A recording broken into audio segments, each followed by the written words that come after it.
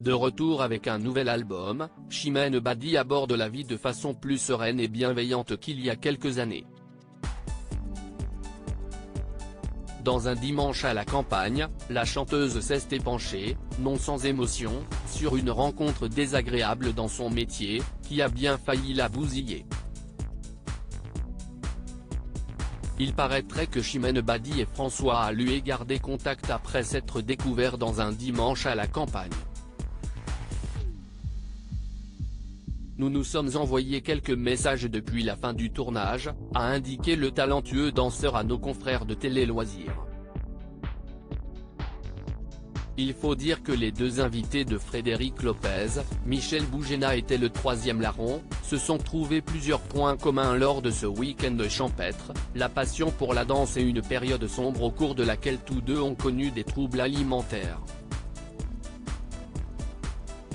Chacun à leur tour, ils ont expliqué la raison qui les a poussés à développer ce trouble, un complexe de gabarit pour le juré de Dal obligé de s'affiner, et une rencontre pas agréable pour l'ancienne candidate de Popstar.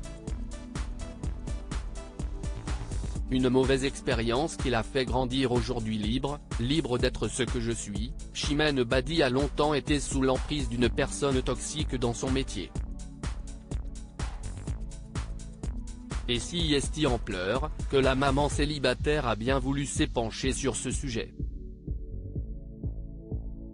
Si est rencontrer quelqu'un qui va vous bousiller, qui va bousiller votre carrière, votre mental, votre personne, et qui va un peu faire de vous un pantin, analyse-t-elle, des trémolos dans sa voix écorchée.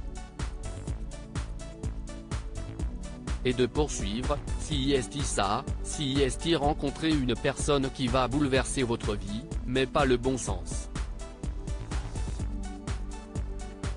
Bien entouré, notamment de son père, et armé d'une volonté de faire, l'interprète de Entre nous a réussi à sortir plus forte de cette mauvaise expérience. Ses larmes ont chamboulé ses colocataires, à commencer par François Alu, forcément pas insensible à ce parcours d'obstacles. Elle en a bavé mais elle est restée forte. Si est une femme combative et si est un très bel exemple pour toutes les personnes en difficulté, a-t-il confié, admiratif. Lui, qui consulte un psy depuis 7 ans, saura se servir de ce témoignage poignant.